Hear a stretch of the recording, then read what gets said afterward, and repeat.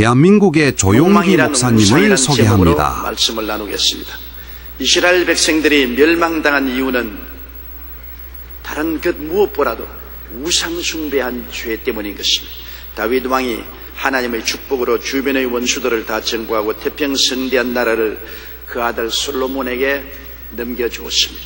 솔로몬은 부귀영화가 넘치는 삶을 살았고 나라도 견고하였습니다만 그의 만년에 많은 이방 처들의 유혹으로 여러 우상을 숭배한 연고로 그의 아들 나라 때 나라가 북이스라엘과 남유다로 갈라지고 마른 것입니다. 그리고 북이스라엘은 엄청난 우상 숭배로 아수르에게 멸망당하고 남유다도 계속된 우상 숭배로 바벨론에게 멸망당하고 말았습니다. 하나님의 계명에 우상에 절하지 말라고 하셨습니다. 우상을 섬기면 하나님은 맹렬한 투기로 심판하십니다. 오늘 우리는 금, 은, 동, 철의 우상은 섬기지 않는다고 해도 더 사악하게 자기 욕망이란 우상에 절을 하고 있습니다. 존 칼빈은 우리의 마음은 우상을 만들어내는 공장과 같아서 계속해서 우리의 관심과 사랑의 대상이 되는 새로운 것을 만들어낸다라고 말했습니다.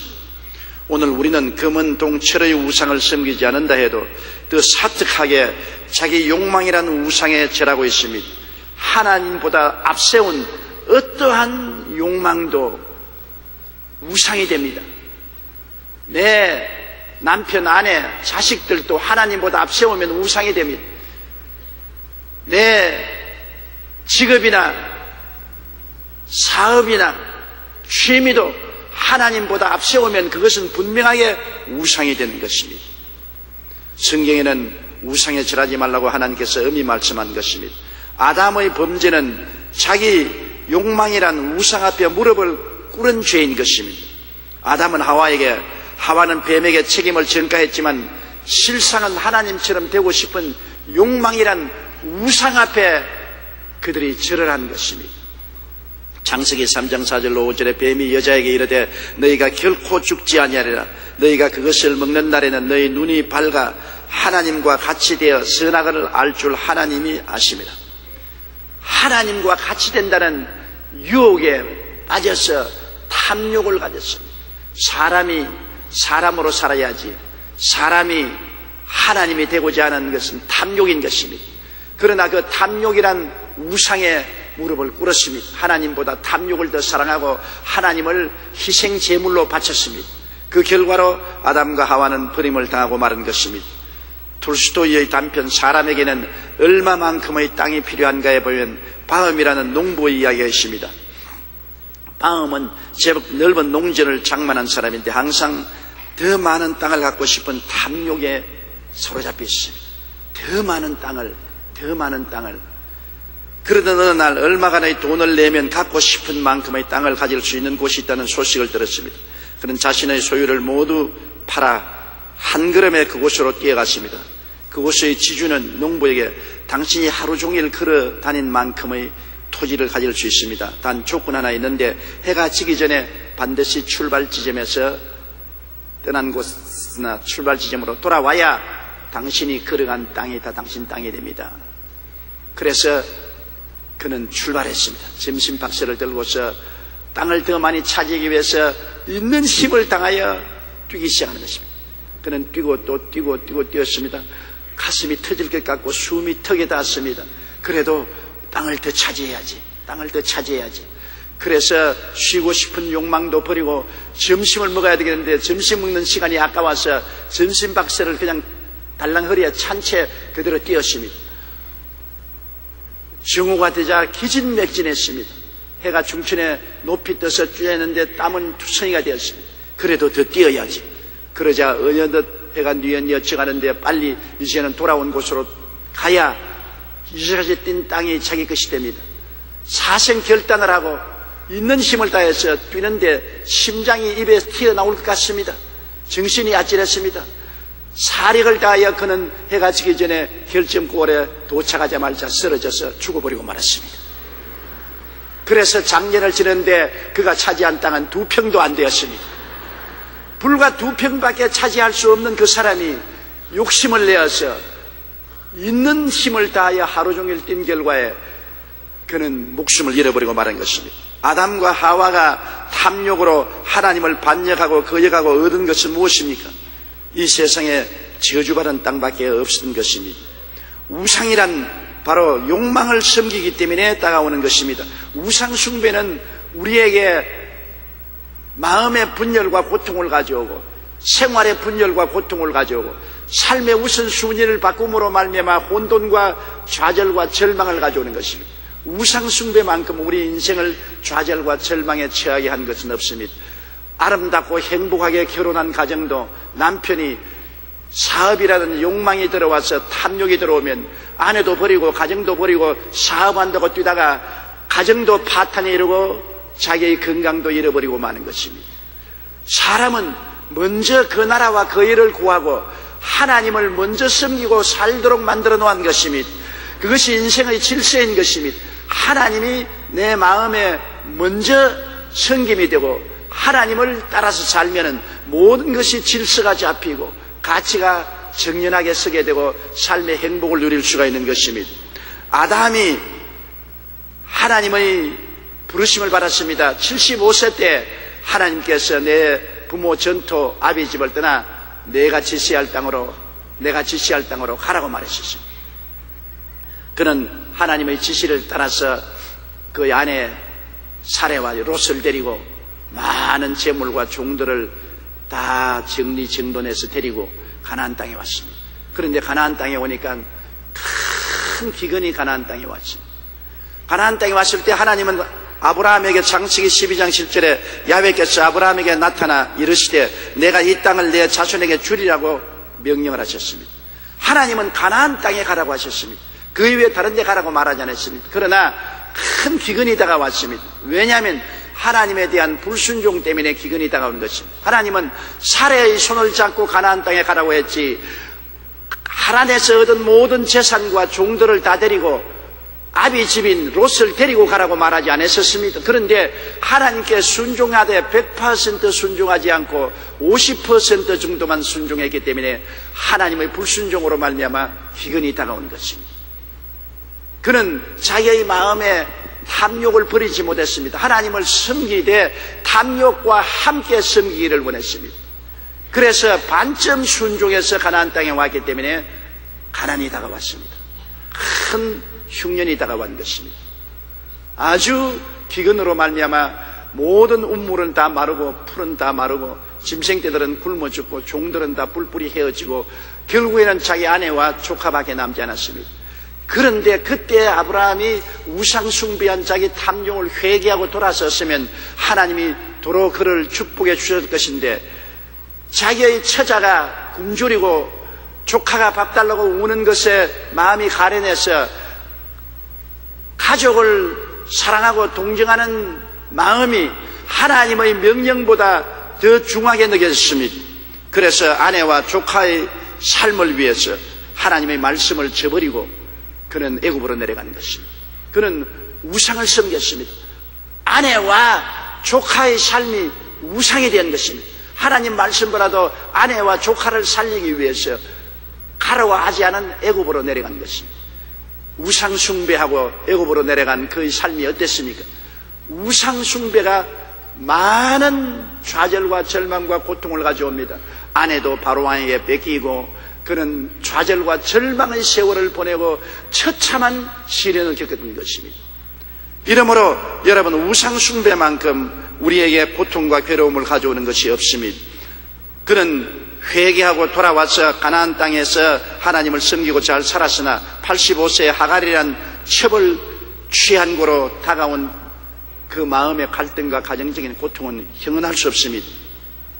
하나님의 약속이냐 자기의 탐욕이냐 그 갈림길에 서서 그는 방황을 했는데 75세 아브라함이 사례를 부르실 때 하나님이 이미 자손을 주겠다고 약속을 하셨습니다. 창세기 12장 1절로 2절에 너는 너희 고향과 친척과 아버지의 집을 떠나 내가 내게 보여줄 땅으로 가라. 내가 너로 큰 민족을 이루고 내게 복을 주어 내 이름을 창대케 하리니 너는 복이 될지라고 말하는 거죠.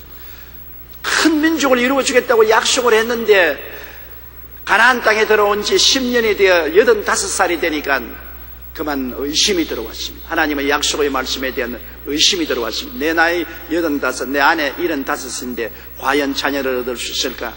마음에 갈등이 들어왔을 때 사레가 그의 불을 지폈습니다. 창세기 16장 2절에 사레가 아브라함에게 이르되 야훼께서 내 출산을 허락지 아니하셨으니 원하건대 내 여종에게 들어가라. 내가 혹 그로 말미암아 자녀를 얻을까 하노라 하며 아브라함이 사레의 말을 들었더라.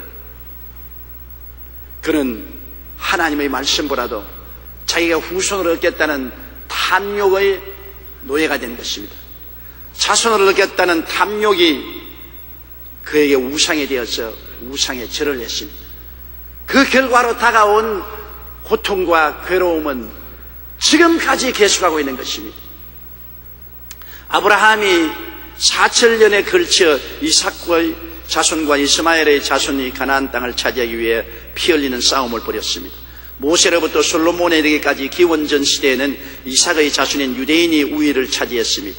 그러나 로마가 유대 왕국을 멸망시킨 뒤부터는 이스마엘의 자손인 아랍계 팔레스타인 사람들이 2000년 동안 그 땅을 주인이 되었습니다.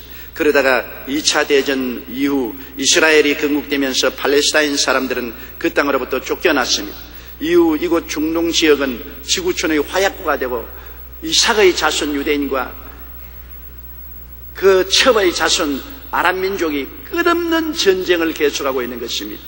1948년을 시작으로 1956년, 1967년, 1973년 4차례에 걸쳐 중동 전쟁이 일어났고 최근 지난 7월 13일에는 이스라엘의 레바논에 대한 침공으로 전 세계를 다시 전쟁의 위기로 몰아넣었습니다.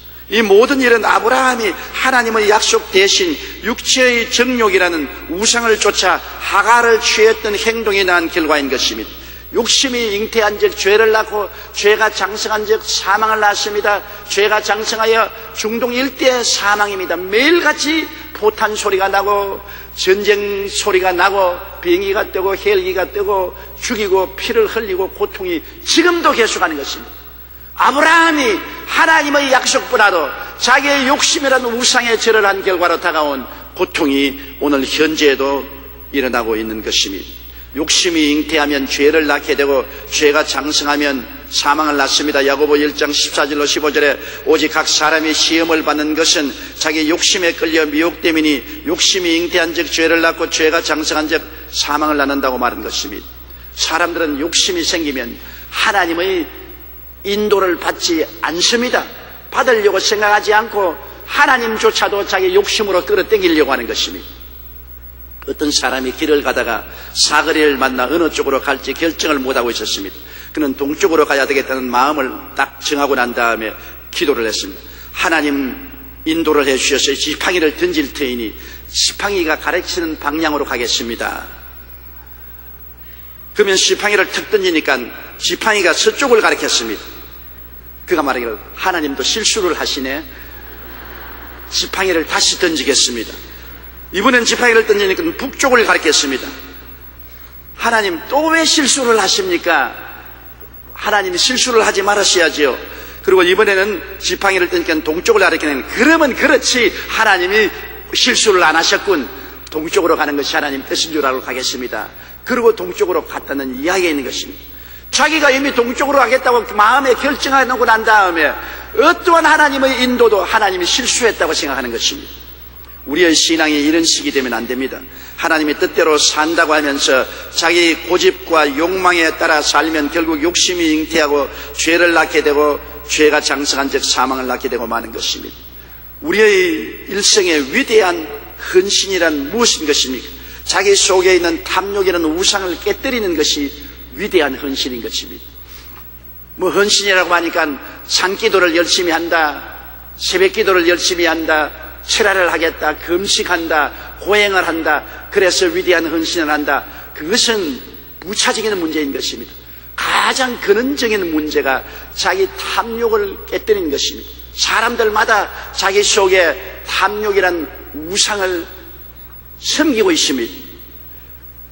아브라함은 자기 마음속에 탐욕이라는 우상을 버리지 못하기 때문에 가나안 땅에서 애굽으로 내려가서 온갖 모욕을 당하고 85세에 하갈이라는 첩을 취해서 오늘날까지 역사적인 고통과 괴로움을 가져오게 된 것입니다. 그러나 아브라함이 되고 믿음의 조상이 된 것은 나중에 그 마음속에 탐욕을 깨뜨렸다는 것입니다. 그가 100세에 낳은 아들 이삭을 하나님이 모리아산에 데려와서 제물로 드리라고 할 때 엄청난 시련이요 충격인 것입니다. 자기 일생에 가장 사랑하는 자식이 이삭입니다. 생명보다 더 사랑합니다. 그 이삭을 하나님 앞에 제물로 바치라는 것은 탐욕이라는 우상을 하나님 앞에 깨뜨려서 제물로 바치라는 것입니다. 이삭을 제물로 바치는 것은 아브라함의 마음속에 하나님보다 더 사랑하는 탐욕을 깨뜨려서 바치라는 것입니다. 아브라함은 과거에 몇 번 실패한 것을 기억했기 때문에 단연히 하나님의 명령을 들었을 때 자기라는 우상을 깨뜨리기로 결심했습니다. 마음이 괴로웠습니다. 너무나 아까웠습니다. 100살에 낳은 아들을 죽여서 제물로 드린다니 너무나 아깝지 않습니까? 아이고 아까워라, 아이고 아까워라. 이 아들을 버리다니 아이고 아까워라. 그러나 하나님보다 내가 아들을 더 사랑하는 우상을 가지고 있었으니 이는 반드시 척결해야 된다. 내가 이 아들을 바치지 아니하면 하나님을 희생으로 삼는 것이다. 하나님을 제껴놓고 살아야 되는 것이다. 그러므로 그런 일은 있을 수가 없으니 내가 이렇게 아프고 고통스러워도 아들을 내놓아야 되겠다. 아들을 데리고 3일 동안 모리아산을 찾아갈 동안에 그 마음의 고통은 말로 다 할 수 없습니다. 시시각각으로 그만 하나님을 버리고서 아들 데리고 도망을 칠까 싶은 생각이 났으나 아니다. 나의 욕심을 버려야 된다. 기어코 모리아산에 올라가서 제단을 쌓고 아들을 묶어서 장작 위에 얹어놓고 칼로서 그 아들의 목을 자르려고 할 때 자기의 우상을 완전히 깨뜨린 것입니다. 창세기 22장 12절에 사자가 이르시되 그 아이에게 내 손을 대지 말라. 그에게 아무 일도 하지 말라. 내가 내 아들 내 독자까지도 내게 아끼지 아니하였으니 내가 이제야 내가 하나님을 경외하는 줄을 아노라. 비로소 아들을 잡으려고 하는 모로 말미암아 자기의 욕망의 우상을 깨뜨린 것입니다. 정말 마음을 다하고 뜻을 다하고 정성을 다하고 목숨을 다하여 주 하나님을 사랑하는 증명을 한 것입니다. 히브리서 11장 17절에 아브라함은 시험을 받을 때 믿음으로 이삭을 드렸으니 그는 약속들을 받은 자로 돼 그 외아들을 드렸다고 말씀하신 것입니다. 미국 최초의 선교사 아도니람 저드슨은 신학교를 졸업한 후 보스턴시의 중류층 교회에서 부목사로 받으려는 초빙을 받았습니다. 이 소식을 들은 가족들은 뛸 듯이 기뻐했었습니다. 또 그를 아는 사람들은 다 저드슨 목사에게 축하를 했습니다. 그러나 저드슨 목사는 고개를 흔들었습니다. 하나님은 나를 해외 선교에 쓰시려고 부르셨습니다. 내가 이곳에 남아서 일을 해도 주님의 일을 하는 것이지만 하나님의 뜻에 온전히 순종하는 것은 아닙니다. 나는 주님께 전체로 순종하겠습니다. 아브라함처럼 반쯤 순종하고 반은 불순종하면서 가나안 땅에 왔기 때문에 결국에는 그 욕망의 우상에게 무릎을 꿇은 것처럼 되지 않으려고 이 저드슨은 온전히 주님께 순종하기 위해서 좋은 교회 부목사로 월급이 약속되고 저택이 약속되고 편한 삶이 약속된 것을 포기했습니다. 그는 안일한 자리를 물리치고 철통 같은 불교의 나라 버마 선교사로 나왔습니다. 처음에는 어찌나 복음이 들어가지 않든지 한 사람을 전도하여 침례를 주는데 무려 6년이 걸렸습니다. 6년을 전도해서 겨우 한 사람을 전도해서 침례를 베풀었습니다. 그는 오랜 기간 감옥에 갇히기도 하고 죽음과 질병의 고비도 수없이 넘겼습니다. 결국 저드슨의 이러한 헌신은 불교의 나라 버마에 5만 명이라는 크리스천을 탄생시키고 전 세계 기독교인의 마음에 꺼지지 않는 선교의 불을 붙여놓았습니다. 위대한 헌신이란 자기 속에 있는 탐욕이라는 우상을 깨뜨리는 것입니다. 이런 자들을 통해 하나님의 나라가 확장되고 놀라운 역사가 일어나는 것입니다. 이스라엘의 첫째 왕 사울의 파멸은 자기의 탐욕이라는 우상에 무릎을 꿇었기 때문인 것입니다. 하나님이 사울을 불러서 말씀하셨습니다. 내가 기억한데 이스라엘이 애굽에서 나올 때 거의 광야에서 멸망당할 뻔한 때가 있었나니라. 바로 아말렉이 르비딤에서 이스라엘을 침공해서 이스라엘이 전멸당할 뻔한 것을 기억하오니 이제 가서 아말렉을 멸망시켜라. 임금으로부터 백성 모두 짐승의 새끼까지 하나도 살려놓지 말고 멸절하라. 그렇게 하나님이 사무엘을 통해서 지시했습니다. 이 명령을 받은 사울 왕은 하나님의 축복을 받아 여기 양양에 가서 아말렉을 쳐서 멸하고 그 아각 왕을 사로잡았습니다. 그러나 그 짐승떼들 중에 살찌고 좋은 짐승은 하나도 죽이지 않고 모두 다 살려서 끌고 왔습니다. 그것이 그에게 올무가 되었습니다. 그의 마음속에 탐욕이 아각 왕을 살리고 짐승떼를 다 좋은 것은 죽이지 않고 살려서 끌고 왔습니다. 탐욕입니다. 하나님은 다 멸하라고 했는데 그는 그 중에 자기의 명예를 나타내기 위해서 아각을 살리고 짐승떼를 끌고 왔습니다. 그리고 변명을 말했습니다. 짐승을 끌고 온 것은 하나님께 제물로 드리기 위해서 그렇게 했다. 거짓말입니다. 새빨간 거짓말입니다. 자기의 욕심이 잉태되어서 하나님을 거역한 것입니다. 사울왕은 자기의 욕심이라는 우상에 무릎을 꿇고 절하고 그 다음 우상이 그런 대로 행동했던 것입니다. 그 결과로 사무엘에게 하나님 말씀하기를 사울을 왕으로서의 자격을 상실했으니 퇴위시키겠다고 하나님 말씀한 것입니다. 사무엘상 15장 22절 23절에 사무엘이 이르되 야훼께서 번제와 다른 제사를 그의 목소리 청종하는 것을 좋아하심같이 좋아하시겠나이까. 순종이 제사보다 낫고 듣는 것이 수양의 기름보다 나으니 이는 거역하는 것은 점치는 죄와 같고 완고한 것은 사신 우상의 죄라는 죄와 같음이라. 왕이 야훼의 말씀을 버렸으므로 야훼께서도 왕을 버려 왕이 되지 못하게 하셨나이다. 하나님은 우상의 죄라는 것 몸서리치게 미워하십니다. 사람들은 하나님이 나 위에 다른 신을 섬기지 마라, 우상에 절하지 말라는 10계명 중에 첫째 2계명을 무시하고 결코 이 땅에서 평안하게 잘 살 수 없습니다. 하나님이 아말렉의 침공을 받았을 때 이스라엘 백성들에게 아말렉을 대결하도록 기드온을 세워주었습니다. 기드온이 나팔을 부니까 무려 32,000명이 모여왔습니다. 32,000명의 군사를 거느리고 기드온이 아말렉을 치려고 할 때 하나님이 숫자가 너무 많다. 이로써 아말렉을 이기면 우리 힘으로 아말렉을 이겼다고 할 것이 아니냐. 그러므로 이 사람들 중에 두려워 떠는 사람은 다 집으로 돌아가라고 하라. 32,000명 중에 22,000명은 두려워 떨고서 집으로 돌아가고 10,000명만 남았습니다. 주님께서 말씀하기를 10,000명도 너무 많다. 이 10,000명을 모두 다 강가로 끌고 가서 물을 마시게 하라. 날은 뜨겁고 목이 말랐기 때문에 10,000명의 사람들이 다 물을 마시는데 그 중에 7,970명은 7,000이 아니지 9,000 좌우간 300명 내놓고는 모두 다 시냇가에 가서 무릎을 꿇고 머리를 시냇물에 쳐박고 물을 마셨습니다. 정신없이 물을 마십니다. 그 중에 300명은 무릎을 꿇고 기드온을 바라보고 손을 물을 떠서 개처럼 핥았습니다. 그러니까 하나님께서 말씀하기를 시냇가에 가서 무릎을 꿇고 머리를 물에 박고서 물을 마신 사람은 다 집으로 돌려보내라. 자기의 갈급증을 채우기 위한 욕망에 무릎을 꾼 사람은 다 집으로 돌려보내라. 그러나 쪼그리고 앉아서 물을 핥은 300명을 내가 데리고 이스라엘을 구출하겠다. 여기에 하나님께서 욕망에 무릎을 꾼 사람은 하나님이 쓰지 않겠다는 것입니다.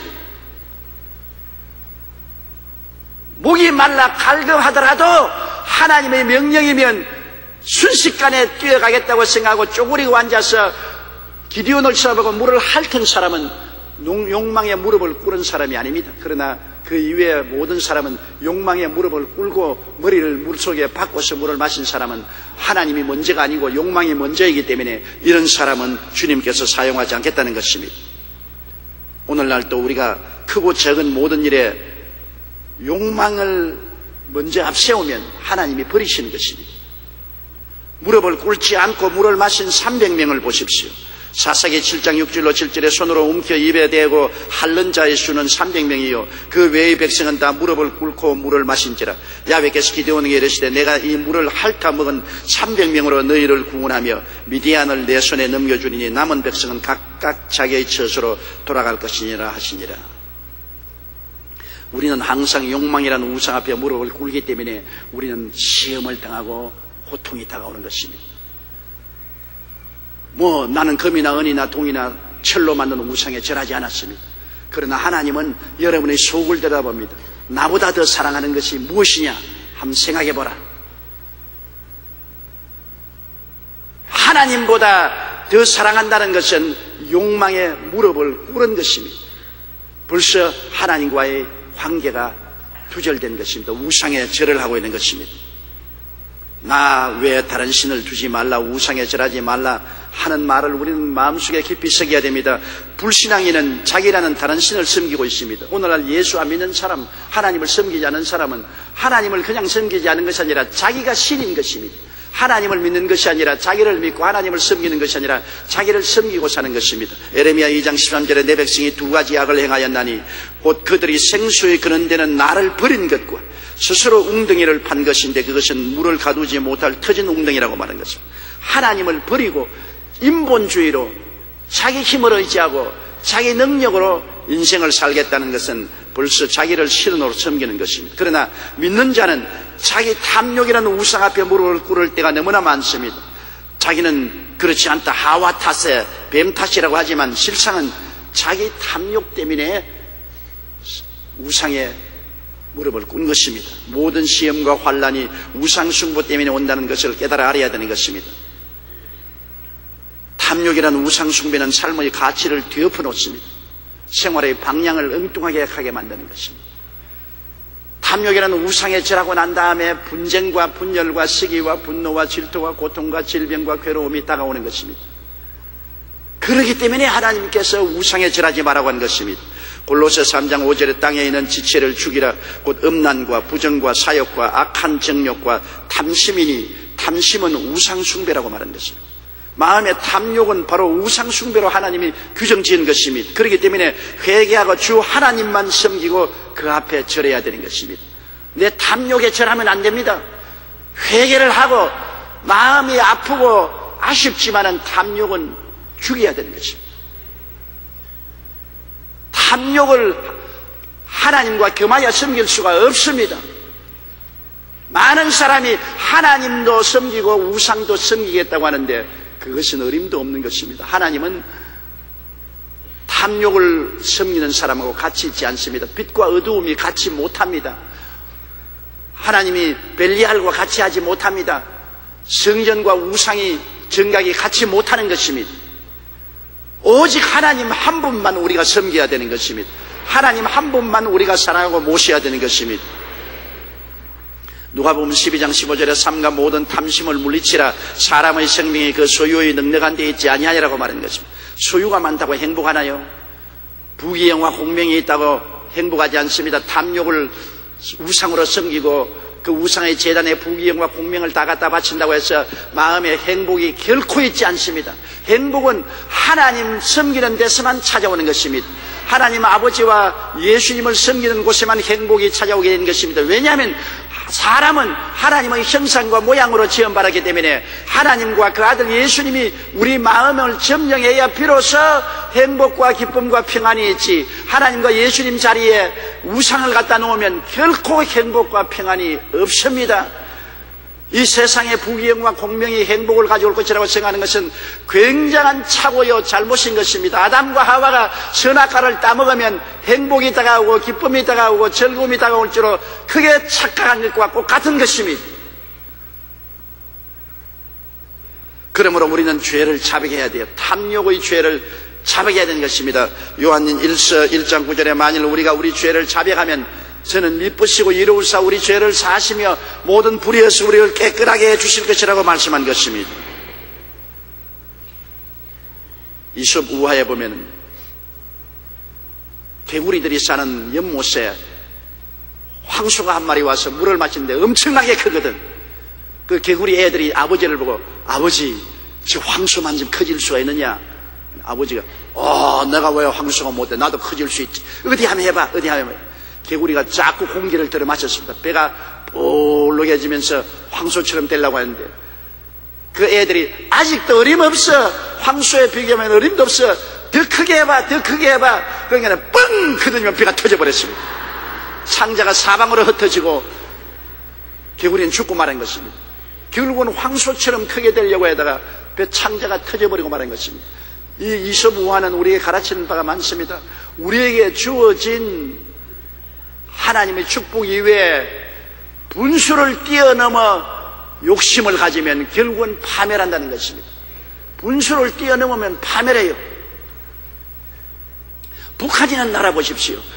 그 나라 국민들도 지금 먹여 살리지 못하는 처지에 있는 돈 없는 돈 다 끌어모아가지고서 원자탄을 개발하고 미사일을 개발하고 그를 쏘아가지고서 온 세계를 요란하게 만들고 있는 것입니다.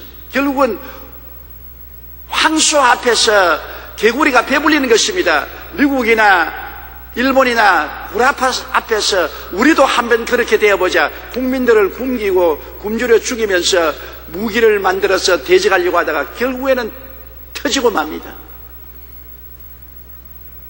욕심이 잉태하면 잘못된 길로 행하게 되고 잘못된 길로 행하면 결국은 죽습니다. 결국 파멸입니다. 탐욕이라는 우상만큼 우리를 좌절하고 절망시키는 것이 없습니다. 여러분, 솔로몬이 얼마나 영화로웠습니까? 나라가 태평하고 국력이 신장했습니다. 그러니까 그만 마누라를 1000명이나 거느리고 100명 좀 거느리면 용서해 준다고 할 수 있겠지만 1000명이 뭡니까? 1000명을 거느리고 온 이방 여자들을 거느리니까 이방 여자들이 와서 남편을 나이가 늙으니까 꿰습니다. 정신이 좀 몽롱하고 치매기가 들어오니까 남편을 꿰가지고서 온갖 아내들이 가져온 우상을 섬기기 위해서 우상 정각을 짓고 우상에 절하고 그 결과로 그 영화롭고 아름다운 나라가 하나님의 심판을 받아 깨지고 마는 것입니다. 북이스라엘 남유다로 분열되고 그 우상 숭배로 말미암아 이스라엘도 망하고 유다도 망하고 이스라엘은 파멸되고 마는 것입니다. 우상 숭배라는 것이 결국은 파멸을 가져옵니다. 우리는 많이 생각하기를 왜 우리에게 이와 같은 많은 시련과 환란이 다가오냐. 개인적인 시련과 환란, 가정적인 풍파가 다가오고 왜 생활에 이런 어려움이 다가오느냐 자꾸 질문합니다. 왜? 그러나 그 대답은 간단한 것입니다. 우리 예수 믿는 사람은 너희 속에 우상을 섬기고 있지 않았는가 살펴보라는 것입니다. 무엇이 우상이 되었는가? 우리 스스로가 하나님 앞에 무릎을 꿇고 살펴보아야 되는 것입니다. 하나님보다 더 사랑한 것이 있으면 낱낱이 더 지어내어 그 우상을 파괴해야 되는 것입니다. 크고 작은 우상을 파괴하고 내 마음을 다하고 뜻을 다하고 정성을 다하고 목숨을 다하여 주 하나님만 사랑하고 예수님만 섬기는 우리들이 되어야 하는 것입니다. 에베소 4장 22절로 24절에 너희는 유혹과 욕심을 따라 썩어져가는 구습을 주는 옛사람을 벗어버리고 오직 너희 심령이 새롭게 되어 하나님을 따라 의와 진리의 거룩함으로 지음을 받은 새 사람을 입으라고 말씀하고 있는 것입니다. 교회사에 가장 위대한 교부였고 신학자였던 어거스틴은 15년 동안 부정한 여인과 살았습니다. 그러나 예수님이 그의 마음을 다스리기 시작하자 성적인 탐욕의 노예로 살던 모든 사슬을 끊어버렸습니다. 그리고 이렇게 말했습니다. 한때 잃어버릴까봐 그렇게도 두려워했던 헛된 기쁨들이 한꺼번에 다 제거되었을 때 제 마음은 정말 상쾌했습니다. 제게서 그것들을 모두 몰아내주신 주님은 진정 최상의 기쁨입니다. 제게서 그것들을 몰아내고 그 자리를 대신 취하신 주님은 어떤 즐거움보다 감미롭습니다. 오 나의 구원이시여, 죄의 줄을 끊어버리자 놀라운 하나님의 기쁨과 행복을 경험하기 시작한 것입니다. 믿는 자들도 항상 탐욕이라는 우상 앞에 무릎을 꿇습니다. 그러나 하나님을 진정으로 경험하려면 회개하고 주 하나님만 섬기고 그 앞에 절해야 합니다. 탐욕을 십자가에 못 박고 주님만 따라가야 비로소 영혼이 잘되고 범사에 잘되며 강건하고 생명을 얻되 넘치게 얻는 하나님의 역사가 일어나게 되는 것입니다. 탐욕이라는 우상, 이것은 우리 마음속에 꽁꽁 숨어 있습니다. 겉으로는 그렇지 않은 척하면서 속에 꽁꽁 숨어 있어서 오직 내 양심과 하나님만 알고 계신 것입니다. 오늘 십자가로 이 우상을 캐내고 십자가에 못 박아버려야만 되는 것입니다. 우리는 자기의 불행이 다 남의 탓이라고 생각합니다. 그러나 실상은 자기 탓입니다. 자기라는 우상을 섬기고 그 앞에 무릎을 꿇고 하나님을 삶의 장식품으로 취급했기 때문에 고통과 괴로움이 다가온 것입니다. 왜 이스라엘 백성들이 가나안 땅에 못 들어갔습니까? 우상을 섬겼기 때문에, 자기라는 탐욕의 우상을 섬겼기 때문에 가나안 땅에 못 들어갔습니다. 왜 젖과 꿀이 흐르는 가나안 땅을 선물로 받았음에도 그 땅을 유지하지 못했습니까? 무엇 때문에 가나안 땅은 황무지가 되고 원수들에게 포로가 되고 압제를 당하게 되었습니까? 우상 숭배 때문에 그렇게 된 것입니다. 주님께서 십자가를 통하여 우리에게 놀라운 은혜를 주셨습니다. 용서를 주시고 거룩함을 주시고 치료도 주시고 물질적인 축복과 은혜도 주시고 영생도 주셨습니다만, 그것을 누리지 못하는 것은 우리가 주님보다도 우리 자신의 욕심을 더 사랑하고 경배하기 때문에 그런 것입니다. 주님은 황금과 하나님을 겸하여 섬기지 못한다고 하는 것입니다. 그 황금이란 바로 우리의 탐욕을 상징하는 것입니다. 우리의 탐욕이 무엇인지 우리는 오늘 살펴봐야 됩니다. 그것이 내 명예도 지위도 권세도 쾌락도 부모도 형제도 친지도 될 수 있는 것입니다. 무엇보다도 내 마음의 중심을 끌고 하나님보다도 그를 더 따라가 살도록 하는 그 유혹이 바로 탐욕이 되는 것입니다. 아브라함같이 위대한 믿음의 아버지도 가나안 땅에서 아내와 조카의 부르짖음 때문에 그들을 사랑하는 마음이 하나님보다 더했기 때문에 내려가지 말라는 애굽 땅으로 내려가서 처참한 시련을 겪었던 것입니다. 아무리 후손이 중요하고 후사가 필요해도 하나님보다 앞서서 탐욕으로 첩을 구해서 후사를 얻는 행위는 우상숭배인 것입니다. 그 결과가 어떠한 것을 우리 눈으로 보지 않습니까? 오늘날 우리 뉴스를 보십시오.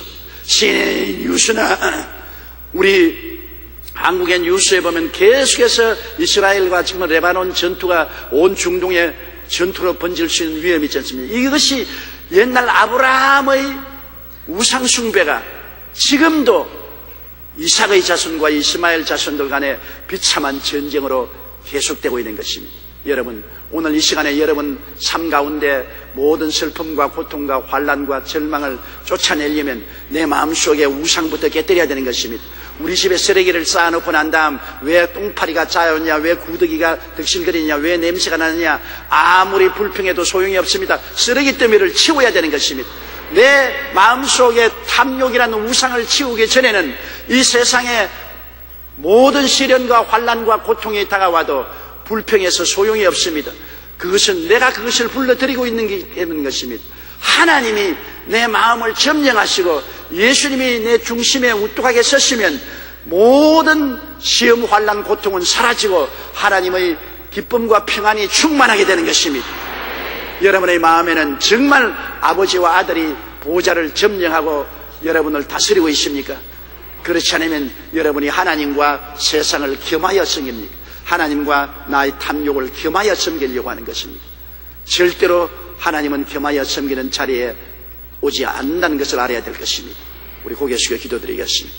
사랑이 많으신 아버지 하나님, 내 앞에 다른 신을 두지 말라, 우상에 절하지 말라고 말하셨습니다. 그러나 오늘 예수 믿는 수많은 우리들이 주님 앞에 나와 있으면서도 우상을 겸하여 섬기고 있습니다. 금이나 은이나 돌로 만든 우상이 아니라 내 욕심이라는 우상을 섬기고 있습니다. 하나님보다 더 사랑하는 탐욕이 무엇이든 간 우상이 되는 것이옵니다. 하나님 아버지, 오늘 우리 가슴에 손을 얹고 하나님보다 더 사랑하는 것, 하나님 말씀보다 더 사랑하고 따라가는 우상이 있는지 없는지를 살펴보게 도와주시옵시고, 이 우상을 깨뜨리고 나의 마음의 재단에 내 자신을 내놓게 도와주시옵소서.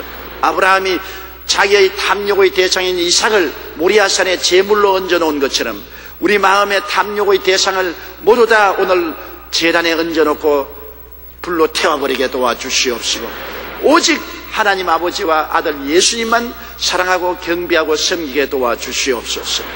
예수님 이름으로 기도드리옵나이다. 아멘.